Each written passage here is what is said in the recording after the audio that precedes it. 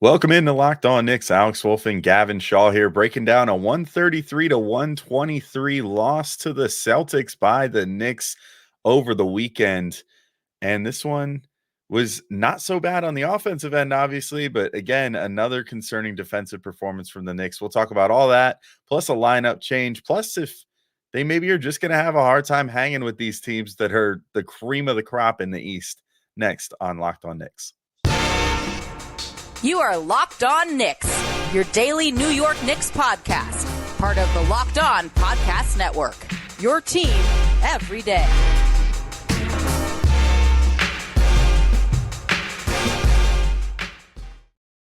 All right, welcome in to Locked On Knicks, and this episode is brought to you by PrizePicks, the easiest and most exciting way to play daily fantasy sports. Go to prizepicks.com/LockedOnNBA and use code all lowercase LockedOnNBA for a first deposit match up to $100.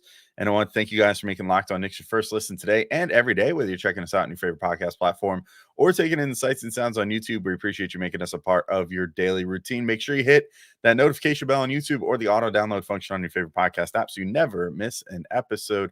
I'm Alex Wolf. I'm editor-in-chief of Knicks site The Strickland, which you can find at thestrick.land. And he is Gavin Shaw, your favorite play-by-play broadcaster's favorite play-by-play broadcaster. And we are breaking down this 10-point loss by the Knicks. And Gavin, this was it's an interesting game, I guess. You know, the Knicks kept it close to the first quarter and a half, roughly. Things started to slip away a little bit. They get down by fairly large amounts in the second half, and yet kept kind of clawing their way back here and there. Eventually, just not able to put things away against the Celtics. But offensively, I have basically no complaints from the Knicks in this game. They shoot 50% overall, 40.5% from three. They shoot 74% from the free throw line. Maybe you want to see a little better than 20 of 27 there, but had 28 assists, which is great. Pretty inoffensive game on offense. And, that'll happen when you put up 123 points, but just another game where the defense let up way too much to a really, really talented team on the other side. Yeah, I think my biggest takeaway in this one was just that the Celtics are on a different level than the Knicks. And we had a mailbag question on the last pod that I did on Friday, and it was it essentially boiled down to how concerning is it that the Knicks are struggling in these games against better teams. And I said, look, the sample size was still relatively small.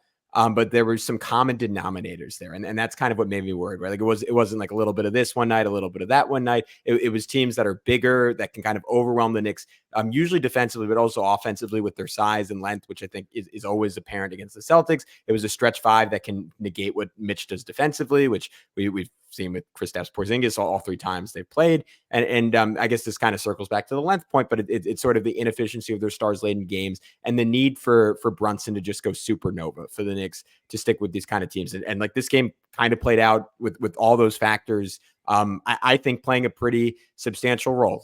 Kristaps Porzingis had 8 points about 4 or 5 minutes into this ball game, and they were all easy, right? They were either like a dunk under the rim or pretty much wide open threes. And it was the Knicks, at least initially, still not really knowing what they were supposed to do in pick and roll between Jason Tatum and Kristaps Porzingis. You saw Mitch again, get caught in absolute no man's land. He was trying to, because basically KP said a good pick. RJ's trying to recover. RJ's not going to get there in time. And instead of giving Tatum a wide open lane to the basket, Mitch hedges, and then Tatum just slips a pass the other way. RJ's too committed to help. So Mitch has to sprint over there, and he doesn't even get close because it's too much ground to cover. And as good of a defender as Mitch is, that's not his strength, right? Explosive, quick movement. That's not really how he's made to play at this point in his career with all the weight that he's put on. And KP is going to hit that every single time. And then the Knicks say, all right, we're going to make an adjustment on that. We're just going to switch it. And we're going to have RJ guard Kristaps Porzingis. And you know what? It worked in the sense that he wasn't raining threes on you anymore. But in the second half, he just hit a whole, and late first half, he hit a whole bunch of twos, which was just him shooting over RJ Barrett, who's 7 inches shorter than him, maybe 8, 9, 10 inches shorter than him. I can't even do math right now. I'm too tired. But the point is, the Knicks just don't have a lot of clean solutions against the Celtics. And it felt like the Celtics having 133 in this game was partially the Knicks being a little bit confused in terms of how to cover pick and roll, and at times two defenders going with one offensive player. But it was also the Celtics just not really giving them clean answers. And in a game where Brunson shoots 0 for 5 from three, and Julius Randle has 6 turnovers, even if a lot of other stuff goes right, to me, that's your ball game. And that's the fact that they lost by 10. I would almost say underrepresents the extent to which the Celtics outplayed them.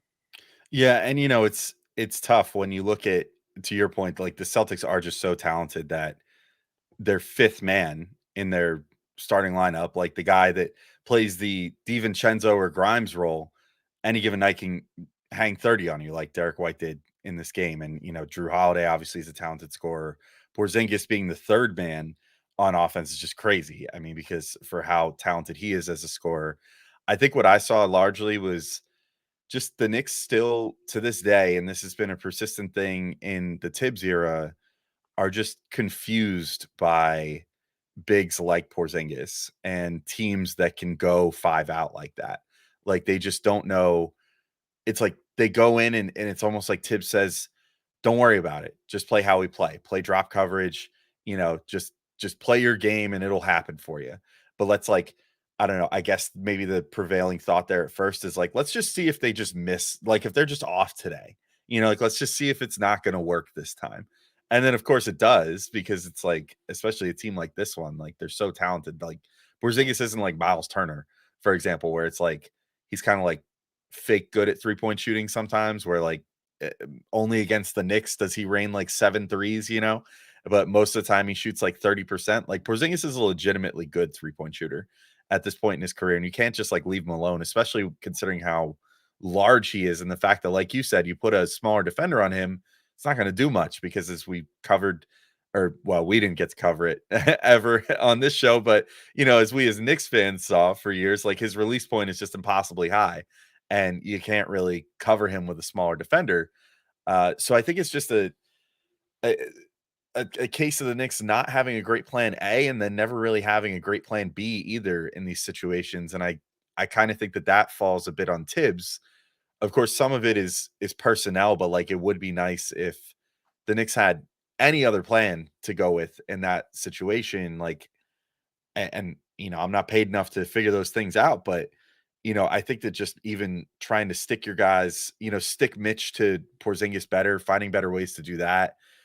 Also, just doing less of I found that the doubling was a little too severe in this game, and guys at certain points were trying too hard to get away from their own man to go double or make a unnecessary switch or something like that. Like these are the things that need to be cleaned up. Obviously, they face the two best teams in the East in back-to-back games, so these are going to look really glaring. But if the Knicks hope to achieve becoming one of those better teams, I think that's things they need to clean up going forward.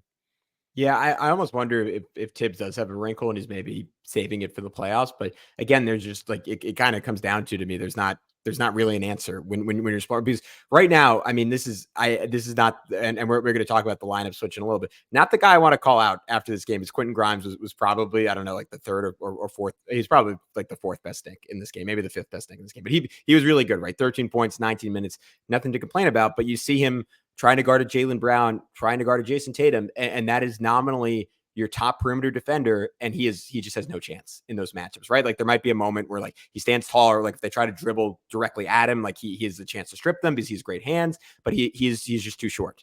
And that's the difference between him and I referenced on another pod, but having someone like a Trey Murphy, like a Jalen McDaniels, who's enormous, and is built for those matchups, for lack of a better term. And no, like there isn't a team in the NBA that's like set against those guys, right? But you saw how Minnesota beat them, and it was Anthony Edwards locking up Tatum down the stretch. It was McDaniels locking up Brown down the stretch. And at least on the right night, you have a chance against those guys, and the Knicks just don't. And those double teams, I mean, sometimes they're dead wrong. Like there was a play where Jaylen Brown had a one-on-one in the post against Julius Randle, which is like out on the perimeter, sure. In the post, Julius Randle does not need any help on Jaylen Brown. Like if he scores, he scores.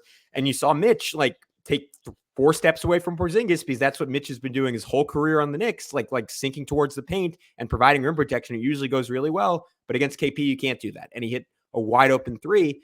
But Alex, like the other thing there is like, I think the reason you see those instincts is because the Knicks know, like individually they're outclassed, and you don't want to watch your teammate get roasted. So your inclination is going to be like, I'm going to cheat over there. I'm going to help a little bit. And the Celtics, like on the right night, you'll get them, and Jaylen Brown will take 4 or 5 stupid threes, and Drew Holiday can't hit a shot. And it just wasn't the Knicks night. Like the Celtics are better. The Knicks need to get a little bit lucky to beat them. They need to have great shooting to beat them. And they didn't. They had great shooting overall. They didn't have great shooting from their stars. And I'll say it again. It wasn't enough tonight because everything clicked for the Celtics. And when everything clicks for the Celtics, they're just a better team. I mean, it might just be the case, for both the teams that they just got done facing with Milwaukee and the Celtics as well. That, like, again, probably the two best teams in the conference. I don't even think that's not it doesn't even need to probably qualify at this point. Like, those are the two best teams in the conference, possibly the two best teams in the league at this point. So if you're banking on them to have a bad night, which sometimes you just have to, then it's going to be way less likely to happen than with any other team. I do think that was kind of what they were looking for in this one. And to be fair, I mean, I guess considering he is the fifth guy for the Celtics, if you're ultimately trying to stop Brown and Tatum and Porzingis and even Holiday, and it ends up with Derek White being open, most of the time that is the preferable option, because you want to find the weakest link of the chain, but their weakest link is just too good. And so if he's on, then it's like, well, how do we defend this? To be completely fair to the Knicks too, it's when you're facing a team that's that competitive, or that's that like high level of competitiveness or whatever, like, and has that high of a talent level, it's just like, it's really hard to one-on-one defend every single player and have that work out for you, because guys like Jason Tatum, Jaylen Brown, Porzingis, they can't be defended one-on-one and expect that to work well for you. Like, the whole point of defense in the NBA is to figure out how to get it to the weakest player on the court, and they have no weak link to kick it to, and it makes it really hard to defend. Let me throw one thing out there before we take a break. The Celtics haven't. This was a great stat from Kenny Albert. They haven't lost at home in the regular season since Emmanuel quickly beat them in double overtime last year, which was on like March 13th, which is for people checking now about 9 months ago. So they're really good. They are really, really good. So we'll step aside for just 1 sec. When we come back, we are going to dive a little bit deeper on Quentin Grimes replacing Donte DiVincenzo and what that looked like. But first, I want to tell you about our buddies over at PrizePicks. So at home, you might be asking, if you don't listen to the show as often as you should, and you should be listening every day, because that make you an everydayer, you might be asking, what is PrizePicks? Well, PrizePicks is the largest daily fantasy sports DFS platform in North America. We're the easiest and most exciting way to play DFS. It's just you against the numbers. Instead of battling thousands of other players, including pros and sharks, you pick more than or less than on 2 to 6 player stat projections and watch the winnings roll in. With the basketball season here, you now have this incredible opportunity to pick combo projections across football and basketball from the Specials League created specifically for combo projections that include 2 or more players from different sports or league. Alex, I'm so excited because I think this might be the first time all year, or one of the rare times, that the Knicks and Giants play on the same night. So I'm going to take Jalen Brunson made threes and Tommy DeVito, my king, completions over, let's call it 22.5 in this one. I feel pretty good about that. PrizePicks even offers a reboot policy, so that your entries stay in play even if one of your players gets injured for football and basketball games. If your player exits the game in the first half, does not return the second, that player is rebooted. I cannot emphasize how incredible that is. I've lost daily fantasy so much when I made exactly the right pick, and right when I'm about to get my win, my guy gets hurt. That's not a fear in PrizePicks. PrizePicks is the only daily fantasy sports platform with an injury insurance policy. So go to prizepicks.com/LockedOnNBA and use code LockedOnNBA for first deposit match up to $100. Once again, go to prizepicks.com/LockedOnNBA and use code LockedOnNBA for a first deposit match up to $100. PrizePicks, daily fantasy sports made easy. All right, Alex, we got our first look at Quentin Grimes heading to the bench and Donte DiVincenzo starting. So when you and I talked about this, I think our shared consensus was if you want to keep starting Grimes, like, make more of an effort, run more stuff for him, use him a little bit more like an Evan Fournier. And if not, just bench him, because you're just delaying the inevitable at this point. And Tom Thibodeau, apparently loyal listeners to this podcast, took both those things at face value. He started DiVincenzo. DiVincenzo played okay. He had 6 points, 4 rebounds, 2 assists. The Knicks were minus 21 in his 22 minutes. That was pretty much in line with all the other starters outside of RJ Barrett. who they performed a bit better with. So he was fine. He was fine. Had some issues defensively. Everyone had issues defensively. Quentin Grimes seemed to be really reinvigorated by going to the bench. I think the most exciting number to me was that he got up 10 shots in 19 minutes. There's clearly more of an opportunity with him on the bench for him to attack, for him to find his rhythm. Tom Thibodeau drew up a play for him right at the start of the second half where he ran around 2 screens and caught the ball. And I think he missed a shot. But it was nice to see Tibbs just going out of his way to get a guy a touch, get the guy some rhythm. And it seemed like that was a focus of the entire team. So I know we were kind of debating this, but I feel a little bit better that him making those comments maybe ultimately the right thing. We'll see how it continues to go. We'll see how it looks if he doesn't shoot quite as well. But on night one of this, I was totally fine with it. And I thought, at least for Grimes, it worked out pretty well. Yeah, I almost wonder if after those comments and everything that went down, if Tibbs, well, I don't know. I can never tell if Tibbs is like conflict averse or like conflict forward. Like, I don't know what his stance is on like player conflict, because it seems like he doesn't seem too fond of like really going after players too much, especially guys that are like big parts of the team. But I wonder if that conversation essentially just went like, hey man, like, I didn't know you were feeling that way necessarily. Like, why'd you air that out? Like, let's figure this out. Let's figure something out for you. Like, would it work better? Because it's, when you're talking about him versus DiVincenzo, it doesn't really matter who starts. They're both getting about the same amount of minutes regardless. And, so it's not like by taking Grimes out of the starting lineup, it's like, well, you're going to play 10 minutes less now. We're going to punish you, and give DiVincenzo those 10 minutes. They've both been averaging out at like 20 to 25 minutes most games. So it's really a, like splitting hair situation of like, well, would you rather do that with the bench or with the starters? I did think that he looked a lot more confident in his shot, maybe just a little. Sometimes when it's mental like that, just the change of scenery, and maybe like we were talking about, like Emmanuel Quickly and him have kind of grown up together with the Knicks, whatever, going back out there with IQ on the floor more often.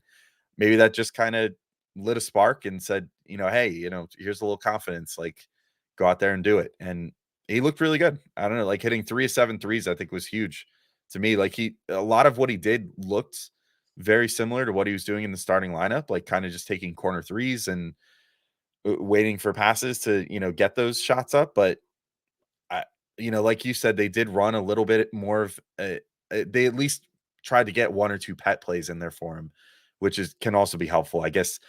Not even just in the sense of trying to get in rhythm, but also just in terms of feeling more like you're a part of something than, than just kind of being the guy that stands there and catches the ball and shoots threes.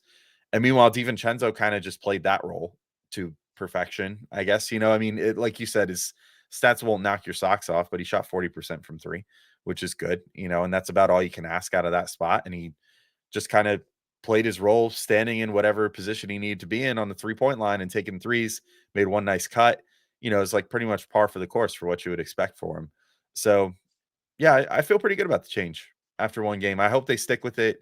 Maybe at some point, if they feel like Grimes is outplaying his role there again, which was what happened last year, then he'll get moved back up. But I mean, this is almost like the equivalent of like sending a guy like Deuce McBride to the G League for a couple games to get some confidence. You know what I mean? It's like, hey, just take 1 step back so we can take 2 steps forward, hopefully. And I hope that's where we're at with Grimes, and that, he can kind of figure things out and then find his way back to the starting lineup eventually. And hopefully it'll be a boon for the whole team at that point. Yeah, I thought it was encouraging that Grimes at least made somewhat of an effort to get to the basket a little bit more. And to be fair to him, we did see him do a bit of that last week, his final week starting for now. But I mean, there was one that I really didn't like where he was wide open for a 3 in the corner, and it was almost like Tibbs has been really driving to him, like hey, like I need you to attack the rim, I need you to attack the rim. And he was like, all right, screw it, I'll do it right now, I'll show you. And he passed him a wide open 3, drove into traffic, and threw the ball away, trying to squeeze it into quickly the quarter, which isn't when we wanted to attack. Where you do want to attack is the Knicks got a rebound. He ran the floor super hard, went right up into Sam Hauser, hit a double pump layup, and was a thing of beauty. Had another play in semi transition where Josh Hart pushed on a rebound, and he noticed he had Horford on him, and he realized he was going to be quicker, and he just back cut him. Hart hit him on a really nice bounce pass, and he made it up and under. He put his last 3 was in Kristaps Porzingis' eye. I think we both remember he had that huge preseason game at the TD Garden, not the Garden, as Wally Serviak called it one time. So maybe he just really likes playing there, but I thought it was a really encouraging effort for him. Alex, we can circle back and touch on some of the names we haven't yet, because we still haven't talked about the big three of Randall, Brunson, and Barrett in particular. A really awesome performance that I at least felt like I desperately needed to see from him. But before we do that, tell me a little bit about how to make some money on our buddies over at FanDuel. Well, let me tell you, Gavin, as the weather gets colder, except maybe today and I think tomorrow, it's like 60 degrees, a little weird, but should be getting colder again soon. The NFL offers are staying hot on FanDuel, just like the weather, sort of. Anyway, right now, new customers get $150 in bonus bets with any winning $5 money line bet. That's $150 if your team wins. And if you've been thinking about joining FanDuel, there's no better time to get in on the action. The app is super easy to use. There's a wide range of betting options, including spreads, player props, over-unders, and more. And I always highlight this, but my favorite thing, same game parlays. And it's a great way to jazz up a Knicks game if you want, even. You can go in and in a single game, pick multiple stats that you think might happen. So you might say, hey, I think Jalen Brunson is going to have over 3.5 threes made. And I think that RJ Barrett is going to have over 18.5 points. And I think Julius Randle is going to have over 5.5 assists. And those things by themselves, because they're not too different from those guys' season averages, would net you a modest return. And yet then you couple them all together. And as the likelihood decreases, but your intuition tells you that it's still going to be good, you get a chance to potentially make a lot more money off of a single game. I can tell you it makes watching a Knicks game that much more fun, as if it's not fun enough already. So if you want to get in on the action, visit fanduel.com/locked-on and keep working through this NFL and NBA season. Make some bets on all your favorite New York teams. FanDuel, the official partner of the NFL. All right, Gavin, we're back in to keep talking through this Knicks game. And you mentioned RJ Barrett before we went to break, and I want to go to him first as well. I think that he stood out to me. This was the sort of game that I think we all needed to see out of RJ, because it's been just concerning shooting line after concerning shooting line.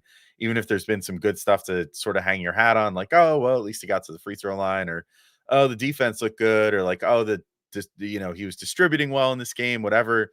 At the end of the day, if you have a guy that's taking like 15, 16, 17, 18 shots any given game and shooting 30 something percent on them, it's not good. Like, you need to sort that out as quickly as you can. So he ends with a final stat line in this game of 23 points on 9 of 16 shooting, 2 of 5 from 3, huge for him, 3 of 4 from the free throw line, also had 3 boards, 3 assists, and a steal. And the thing that stood out to me was the floater looked really, really good in this game. I think that was a good source of offense for him. I think that everyone on this team is starting to work on some sort of backup plan for when they get inside, for if you're against a lengthy shot blocking type team like this. And I think that that was sort of what RJ went to. Like, we've seen against the Celtics. I mean, so like the first game, for example, this year, he did bust out some fancy moves. Like, I remember, it's going to stick in my brain for a while, the one where he extended out further than Porzingis's outstretched arm and, made a nice like reverse layup off glass in the first game of the season, and so there's going to be some takes like that that make you go, ooh, wow, like, wow, RJ's really got some cool stuff in his bag. But a lot of times, especially recently when he's not been playing as well, he's been going into some of the sort of worse habits where he'll get inside and try to muscle his way in, but go up against like a clearly very superior shot blocker and just get absolutely stuffed. And it's just sort of a waste of a possession at that point, because it's like, well, you didn't get a foul because the guy's a good shot blocker. You had no chance of really making that shot because he had you smothered. And so now it's just a loss of possession. So finding a move like that floater to consistently work for him, which has not been something that traditionally has been like in RJ's bag, especially not considering the guys that he plays with, like Brunson and Quickly and even Hartenstein, who deploy it like all the time. I thought that was a good development for him. And I felt like it sort of opened other things up for him, just having that possibility there in his bag. Yeah, well, I mean, we've been having that conversation for years, right, about RJ's floater, just like can you develop touch in the NBA? And it's a really difficult question because obviously it's the best defenders you're ever going against. And that was even RJ coming into the league. That was sort of the big concern about him. That was something we talked about with him as a prospect. And this was a good game for him in that respect. And I think circling back to earlier in the year, like our lingering concern was like, all right, all these threes are going down. He's showing better shot selection, but the at the rim numbers are despite much lower volume, like only slightly more efficient. And then that almost caught up with him as he's been forced to rely more on his downhill game, and teams aren't respecting him from three because he hasn't been making them. So hopefully this is the start of another really good stretch with him. But I thought there were some nice moments for him this game. He ran a beautiful pick and roll with Mitchell Robinson early in this one where he basically like kind of faked Tatum out of his shoes.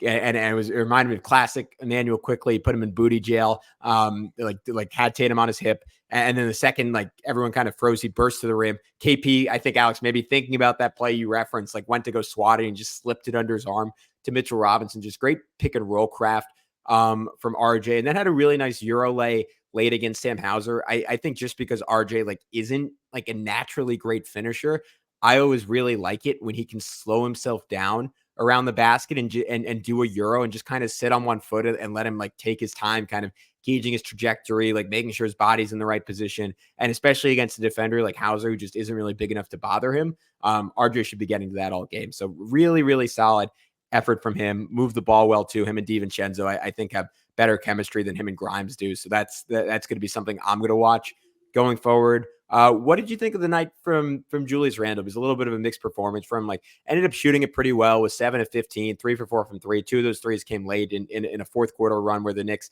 like this was we never really summed up the whole game. It was pretty close for most of the first half, and Knicks were within 4 or 5 late. The Celtics end up going into halftime up by 9.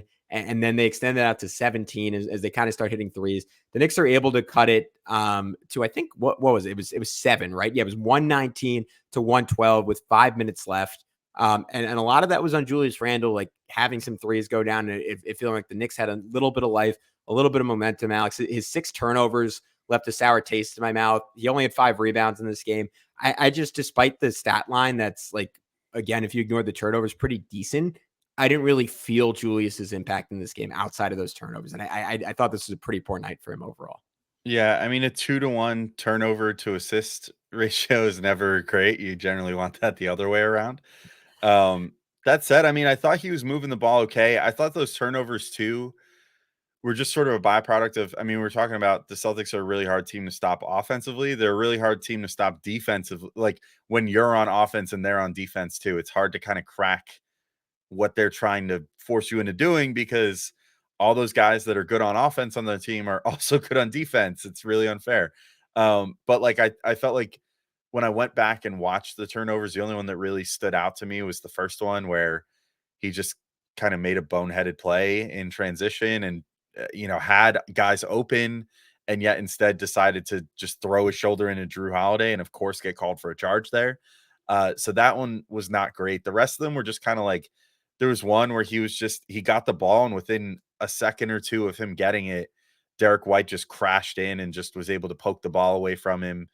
That was a heady defensive play by White, and it was a lot of that. Like 1 or 2 of the turnovers too were just like, it was sort of a loose ball situation. Randall just was in the area and happened to be the last guy to have his hand on it. I felt like it wasn't necessarily a situation that was like, oh, Julius like threw this to the other team and it was that bad. That said, I thought it was pretty good. The scoring was efficient, but like you said, I don't know. There's just a certain quality of this game where it didn't feel like his impact didn't feel super impactful, I guess is the way to say it. But I don't know. I took less issue with anyone's offense in this game than defense. And I felt like Randall was sort of one of the biggest perpetrators of the whole thing I was saying in the first segment of like it being out there and like trying to abandon his man too quickly and that leading to problems on defense. Yeah. And that was sort of my biggest takeaway and will be my biggest takeaway, with him most nights is just like how'd the defense look because the offense is clearly coming around with him and that's not going to go away anytime soon. But like the defense left me a little less than impressed, which I think was the main thing that I took away from this with Randall. But yeah, other than that, like I'm trying to think who else really stood out in this game. Like Jalen Brunson, we were talking about it before the show, like 23 points, but 0-5 from three. His, I guess you could call it struggles from three, or just like hot and coldness from three has proved to be really difficult for this team to get around. Like if he's not hitting threes, I find that it really seems to put the Knicks as a team behind the eight ball because they're so reliant on him hitting like at least 2 or 3 per game and sort of making those momentum shifting shots. But what did you make out of Brunson's night? Yeah, I thought it was almost similar to Randall's, except I thought Brunson played better, but I also just hold Brunson to a higher standard than I do Julius, where I thought both of them got really exposed on defense at moments. Like it was like a pretty simple pick and roll at point where it was Tatum. I mean, just setting a screen on him, and not that most point guards can do much against Jason Tatum, which is what makes that a deadly play. And it's the fact that White can handle the ball, so you just can't totally abandon him and double Tatum. But basically, Brunson was forced to just go right under the screen, despite the fact that I think this was a little bit into the fourth quarter and White already had 22 points or something. And Brunson just goes under and treats him like he's a scrub. And White's like, all right, like F you. And he just put a three in Brunson's eye because it was wide open. And like, I don't really know what Brunson's supposed to do on that play, because if you switch it and you have Brunson on Jason Tatum, like, yeah, you can run a double on him, but then you're in a rotation against a team that, as we noted, like with all guys that can shoot and all guys that are outside of Jaylen Brown, sometimes like pretty willing movers of the basketball. So it's really tough. But again, this is a matchup where he gets exposed defensively at times because he's just not big enough. Like he got switched on to Porzingis, and obviously can't affect him. We saw everyone basically take turns getting bullied by Drew Holiday on drives. Like pretty much every smaller guy on this team at one point or another just got put under the rim by Holiday, and that was tough to watch.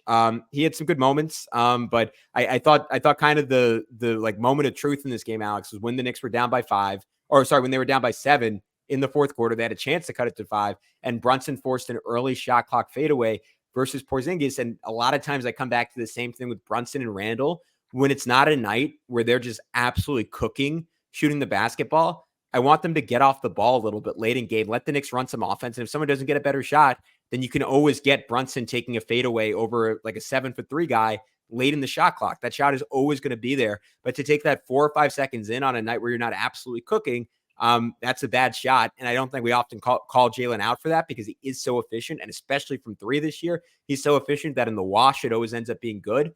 But against a team like the Celtics, Alex, there's smaller margins. And I think little plays like that matter. We should note really quick. He got hurt late, stepping on Peyton Pritchard's foot, and seemingly turning his ankle. Apparently, practice today seems like he's all okay. That might not be the case for Mitchell Robinson, who also got hurt at the end of the second quarter. Tried to come back in the third, played 5 minutes, and his ankle was just not great. He got X-rays. They were negative, but it sounds like he could potentially miss some time, which is a shame because as much as I had issues with him defensively, he had the best offensive first half, at least scoring the basketball head all season with 10 points. Whole bunch of cool putbacks. So he was another guy who stood out to me for the most part in a good way outside of those defensive issues. Yeah, and Mitch for sure out for at least the next game, which is unfortunate. So hopefully he gets well soon because the Knicks obviously, again, 2 really tough matchups for Mitch in a row, but not a guy the Knicks can afford to ever be without at this point because he's so crucial to what they do most nights on defense and rebounding. Isaiah Hartenstein, to his credit, did fill the void really well. He ended with 5 points, but 16 rebounds and 4 assists in this game. So shout out to him. Josh Hart, I wanted to point out as well. Team leader in assists in this game was 7. And I thought that he did a really good job of just kind of keeping the ball moving. I mean, this is not headline news for him because it's something he does often. But the quick decision making, I think, was at a very high level for him in this one. He helped feed Grimes and kind of hit Grimes right in his shooting pocket a couple times, which led to some makes.